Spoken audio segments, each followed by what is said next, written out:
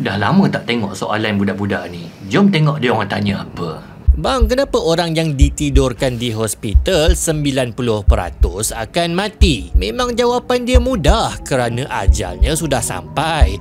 Tapi bila fikir logik, bukankah kematian berlaku disebabkan sesuatu? Sebab contohnya kemalangan, pembunuhan, gantung dan sebagainya. Tapi jika ajalnya belum sampai, mereka juga tak akan mati seperti beberapa orang yang selamat selepas ditidurkan di hospital. Jadi doktor sebenarnya cucuk apa dalam badan kita?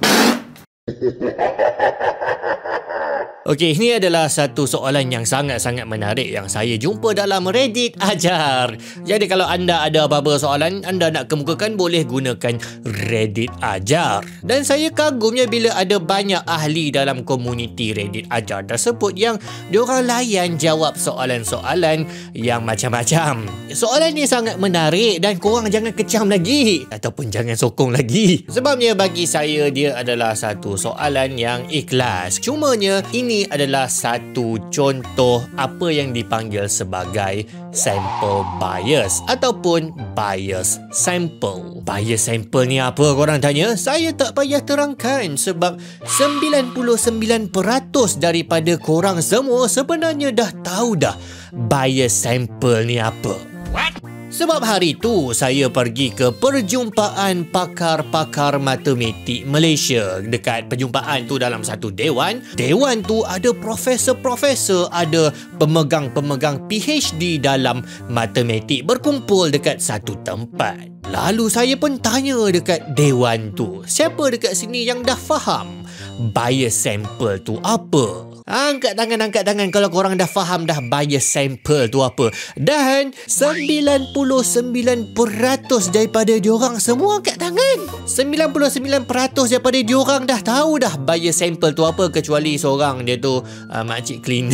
Jadi kalau 99% daripada orang yang saya tanya dekat dewan tu dah tahu, maksudnya korang pun 99% dah tahu dah bias sample tu apa. Saya tak payah terang. Jap, boleh ke buat kesimpulan macam tu? Mana boleh. Kalau saya cakap macam tu, maksudnya yang tengah bengong kat sini Ahmad ni. Kalau aku tanya dekat satu dewan yang semua dalam dewan tu adalah profesor-profesor pakar matematik, memanglah diorang dah tahu, diorang duk ajar dekat kelas setiap minggu. Mana boleh aku buat kesimpulan kalau golongan profesor satu dewan tu tahu, maksudnya orang awam pun tahu. Memang tak lah. Cara kau buat statistik merepek. Dan itulah salah satu contoh bias sample. Itu contoh je. Memang taklah saya nak dijemput ke mana-mana perjumpaan profesor matematik Malaysia buat konten pun macam ni. Assalamualaikum.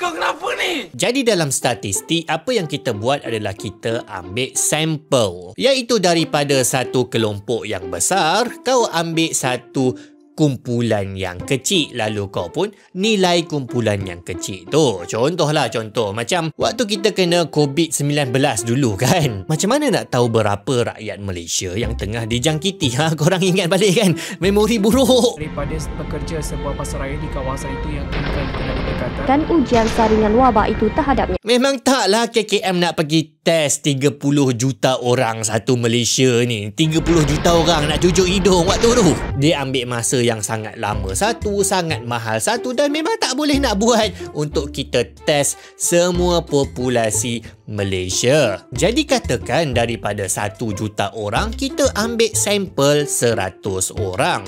Lepas tu kita test semua 100 ni. Nak test semua 100 ni senang je. Sikit je jumlah dia, satu petang dah boleh settle. Lepas tu daripada 100 orang ni, katakan satu orang je yang dijangkiti. Jadi kita pun semua lega lah. Daripada 100 orang yang diambil secara rawak daripada 1 juta orang, satu je yang dijangkiti. Oh, maksudnya jangkitan virus tak berapa nak teruk lah waktu tu. Tapi katakan daripada 100 orang tu, 80 positif COVID-19.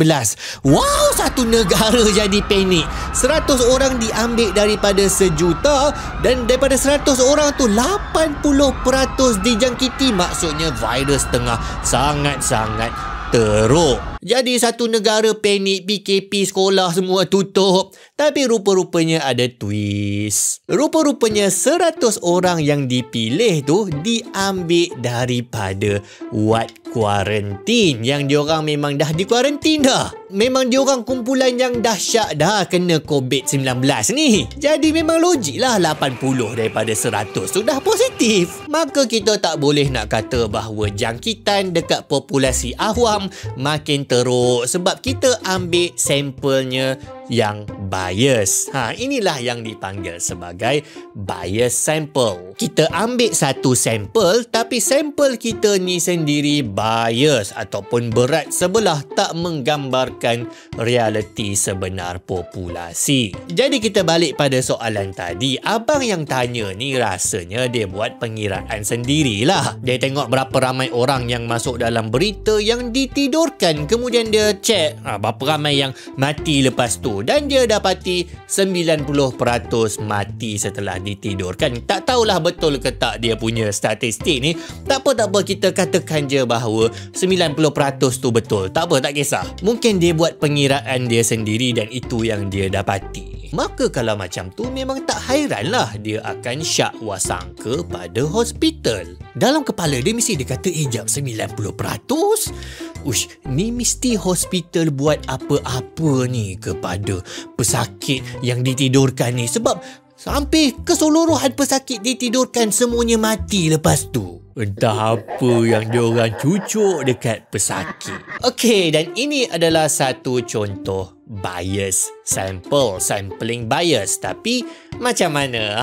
Saya bagi dekat anda untuk fikirkan dulu kenapa ini adalah satu bias sample. Anda ada 3 saat, boleh pause. Lepas tu tengok sama ada kena tak dengan penerangan yang diberikan.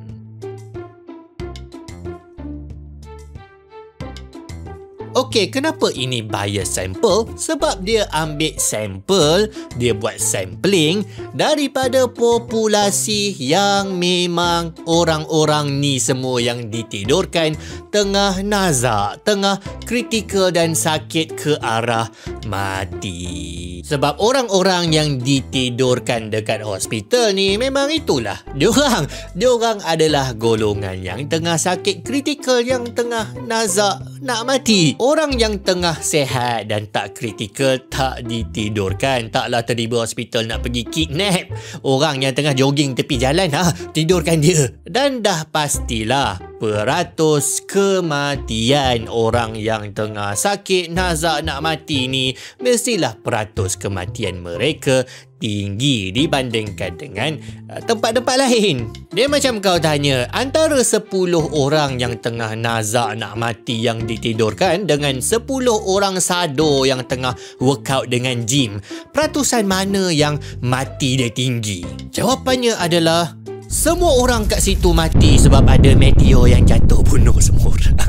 Tak, secara hukum alam sunatullahnya memanglah golongan-golongan yang tengah nazak, kritikal, ditidurkan ini akan lagi tinggi peratusan kematiannya. Dan kalau 90% pun logik je berbanding dengan golongan yang tengah workout dekat gym. Jadi bila kita tengok peratusan tinggi orang yang ditidurkan oleh hospital lepas tu mati, bukan sebab memang doktor tu dia cucuk benda pelik-pelik dekat orang yang tengah ditidurkan tu, tak. Sebab memang mereka adalah golongan yang tengah kritikal, nazak dan nak mati. Kebarangkalian golongan ini mati adalah tinggi. Jadi itulah sedikit sebanyak penerokaan kepada soalan ini yang bagi saya sangat-sangat menarik, tapi dia perlu dibetulkan. Kalau anda berminat nak tahu lagi macam mana statistik menipu kita semua, boleh tengok pada video ringkas yang kami pernah buat. Jadi kita jumpa lagi dalam video ajar yang akan datang. Assalamualaikum.